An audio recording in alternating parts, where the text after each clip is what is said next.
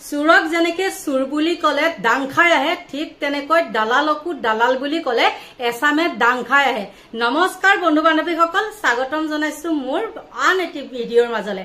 আৰু এতিয়া কথাটো হল কি, 6 জনজাতিকৰণক লৈ যি হাল্লা বল্লা লাগি আছিল আৰু যোনে নামনি অসমত নেতৃত্ব লৈছিল কি বিশ্বজিৎ ৰায় নে কি কেইজন নহয় জানো, আৰু তেওঁ পিঠিত কোপ পৰাৰ পাছতে ট্ৰেজেৰে লুটুৰি পুটুৰি হোৱাৰ পিছত কি হল, তেওঁ আহি বিজেপি জইন কৰিলে।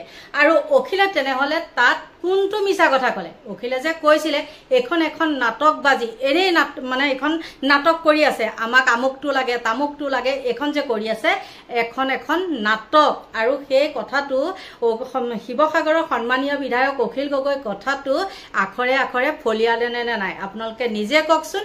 মোদীৰ অহা আগে আগে তেওঁলোকে জইন কৰি দিলে বিজেপি। আৰু এতিয়া কি হল, হেৰিত শিৱসাগৰ আহিছে নহয়, যোৰহাটত এই ৰুবুল দাস বুলি এটা সেইটো ৰাইজৰ দলতো আছিলে, এইবিলাক ঢেৰ কেলেংকাৰী কিবা কিবি।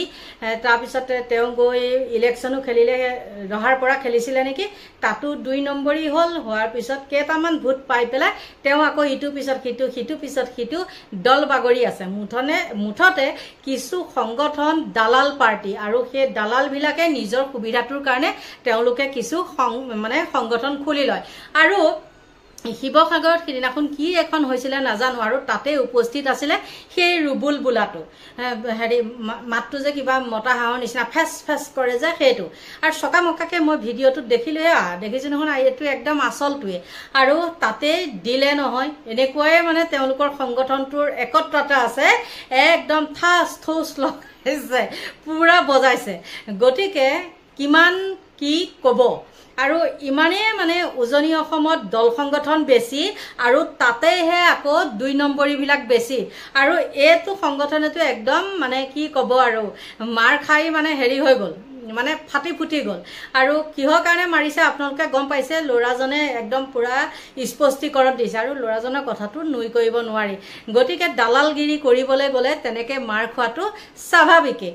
গতিকে আপোনালোকৰ মাজলৈ মই সেই দালাল সংগঠনৰ কেইটামান নমুনা দেখাই দিছো, চাওক। আৰু অখিল গগৈ কথাটোনো কত মিছা হল আপোনালোকে নিজে চাই নিজে কওকচোন, হয়নে নে নহয়।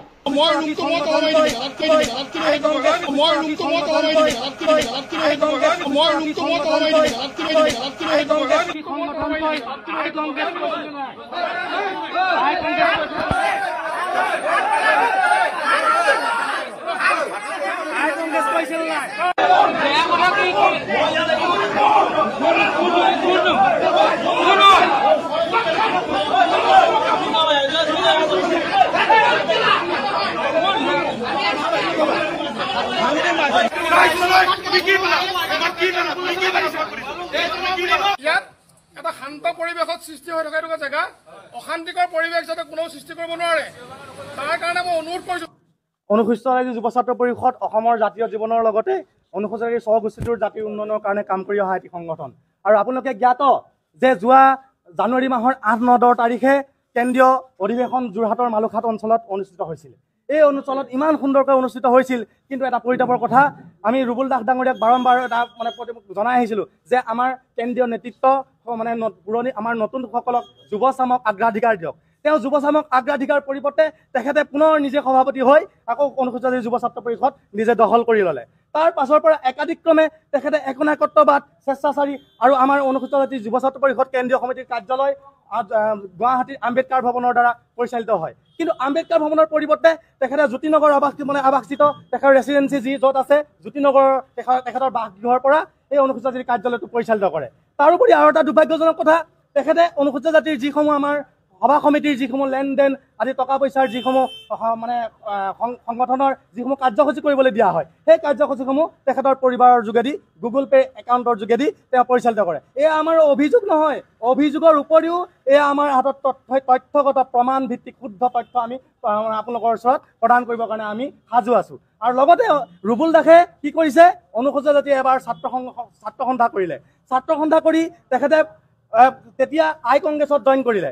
আই কংগ্ৰেছত জইন কৰাৰ পাছত আই কংগ্ৰেছৰ পৰা তেওঁক বহিষ্কাৰ কৰি দিলে আৰু বহিষ্কাৰ কৰি অনুসূচিত জাতি যুৱ ছাত্ৰ পৰিষদ কৰিলে। যুৱ ছাত্ৰ পৰিষদ কৰি আকৌ ৰাইজ দল কৰিলে। গতিকে ৰাইজ দল এনেকুৱা এজন লুটি বাগৰ মৰা কান্দুলি মাছৰ দৰে থকা ব্যক্তি, এই ব্যক্তিজনক আমি অনুসূচিত জাতি যুৱ ছাত্ৰ পৰিষদত বৃহৎ পৰিমাণৰ বিত্তীয় কেলেংকাৰী, নাৰী কেলেংকাৰী সংগঠিত কৰাৰ বাবে আমাৰ ডিব্ৰুগড় ডক্টৰ বি.আৰ. আম্বেদকাৰ ভৱনত অনুষ্ঠিত কেন্দ্ৰীয় সমিতিৰ এখন বিশেষ বৈঠকৰ সিদ্ধান্ত অনুসৰি ৰুবুল দাসক সৰ্বকালৰ বাবে সকলো সৰ্বস্তৰৰ পদবীৰ পৰা তেখেতক বহিষ্কাৰ কৰা হৈছিল। কিন্তু তেখেতে নিজে 12 ছেপ্টেম্বৰ ৰাজ্যৰ কোচ ৰাজবংশী সম্প্ৰদায়ৰ 5 লক্ষাধিক লোকৰ বাবে ঐতিহাসিক দিন।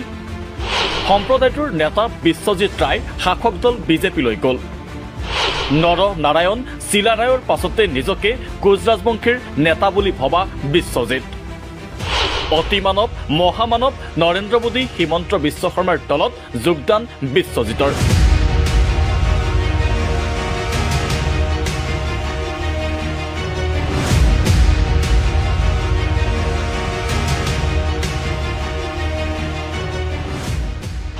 এতিয়া আৰু কোচ ৰাজবংশীসকলৰ কোনো সমস্যা নাই। এছ টিৰ মৰ্যাদা কমতাপুৰ ৰাজ্যৰ দাবী সকলো পূৰণ হোৱা বুলি ভাবিব পাৰে কোচ ৰাজবংশীসকলে। এছ টিৰ মৰ্যাদা বিচাৰি আৰক্ষীৰ লাঠিৰ কোব খোৱা গোলকগঞ্জৰ প্ৰতিবাদী কোচ ৰাজবংশীসকলে এতিয়া পিঠিৰ বিষ পাহৰি মিঠাই খাবলৈ সাজু হ'ব লাগে। ফূৰ্তিৰ কাৰণ বিশ্বজিৎ ৰায় বিজেপিলৈ গ'ল। ৰাজ্যখনৰ আটাইতকৈ শোষিত অৱহেলিত আৰু নিষ্পেষিত জনগোষ্ঠী কোচ ৰাজবংশীসকলক অতি অপমানজনকভাৱে বিজেপিৰ ওচৰত বন্ধকত থৈ নিজৰ নিকৃষ্ট স্বাৰ্থ ৰক্ষাৰ প্ৰচেষ্টাত লিপ্ত হ'ল বিশ্বজিৎ ৰায় নামৰ দালাল সুবিধাবাদী চৰিত্ৰৰ লোকজন। সংবাদ মাধ্যমৰ সহযোগত নিজকে কোচ ৰাজবংশী নেতা হিচাপে নিক্ষেপ কৰা উচ্ছিষ্টভোগী বিশ্বজিৎ ৰায়ক এতিয়া জনবিৰোধী বিজেপি দলে দৃষ্টিগতভাৱে ব্যৱহাৰ কৰিব জনগোষ্ঠীটোৰ আশা আকাংক্ষাক চৰমভাৱে কৰা প্ৰতাৰণাক লুকুৱাই ৰখাৰ মুখা হিচাপে। এতিয়া বিশ্বজিৎ ৰায়ে সংবাদ মাধ্যমৰ আগত ডিঙিৰ শিৰ ফুলাই ফুলাই ক'ব, হিমন্ত বিশ্ব শৰ্মা আৰু বিজেপি RSSে কোচ ৰাজবংশীসকলক কিমান ভাল পায়, জনগোষ্ঠীটোৰ জনজাতিকৰণ লুকুৱাৰ বাবে কংগ্ৰেছ দল কিমান দায়ী, BTC আৰু বিধানসভা নিৰ্বাচনত কোচ ৰাজবংশী ৰাইজে কিয় বিজেপিক ভোট দিব লাগে। ধুৰন্ধৰ সুবিধাবাদী দালাল তথা উচ্ছিষ্টভোগী বিশ্বজিৎ ৰায়ে কেতিয়াও নকয় 2014 চনৰ নিৰ্বাচনে এছ টিৰ মৰ্যাদা দিম বুলি কোৱা বিজেপি দলে শাসনত বহাৰ 11 বছৰৰ পাছতো কিয় কোচ ৰাজবংশীসকলক এছ টিৰ মৰ্যাদা নিদিলে। বিজেপি চৰকাৰে গঠন কৰা উন্নয়ন পৰিষদত হোৱা কোটি কোটি টকাৰ লুণ্ঠনৰ হিচাপ কোচ ৰাজবংশী ৰাইজে আজিও কিয় নাপালে। ক্ষমতাৰ দালালি আৰু শাসকৰ অস্তিত্বৰ লোভত কোচ ৰাজবংশী ছাত্ৰ সন্থা চমুকৈ আক্ৰাচুক কেইবাটাও শিবিৰত বিভক্ত কৰা, ক্ষমতাৰ লোভত কংগ্ৰেছত যোগ দিয়া বিশ্বজিৎ ৰায় আজিৰ তাৰিখত স্পষ্টত এটা অচল টকা। এই অচল টকাটোক ব্যৱহাৰ কৰি শাসকীয় বিজেপি দলে আগন্তুক BTC নিৰ্বাচন আৰু 26ৰ বিধানসভা নিৰ্বাচনত কোচ ৰাজবংশী সম্প্ৰদায়ৰ 5 লক্ষাধিক লোকক বিভ্ৰান্ত কৰাৰ অপচেষ্টাত লিপ্ত হৈছে। পিছে দশকৰ পাছত দশক ধৰি আৰ্থ সামাজিক আৰু ৰাজনৈতিক প্ৰতাৰণাৰ সন্মুখীন হোৱা আৰু এনে প্ৰতাৰণাক নিজৰ নিৰ্লজ্জ আপোচকামী চৰিত্ৰ উদঙাই দি হলেও শাসকৰ ভৰি চেলেকি স্বজাতিৰ লোকক শোষিত নিপীড়িত হ'বলৈ বাধ্য কৰোৱা বিশ্বজিৎ ৰায়ৰ দৰে ব্যক্তিক কোচ ৰাজবংশী সমাজে গ্ৰহণ কৰিবনে?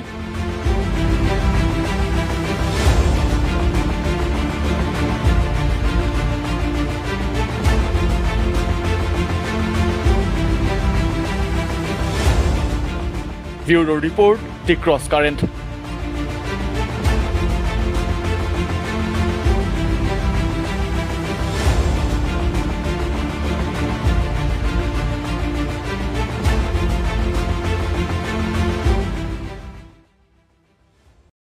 দেখিলেনে এই দালাল পাৰ্টিখিনি কেনেকুৱা কি কৰিছে আপোনালোকে দেখিলে আৰু এওঁলোকৰ ওপৰত আমি কি কৰিব লাগে বিশ্বাস ৰাখিব লাগে।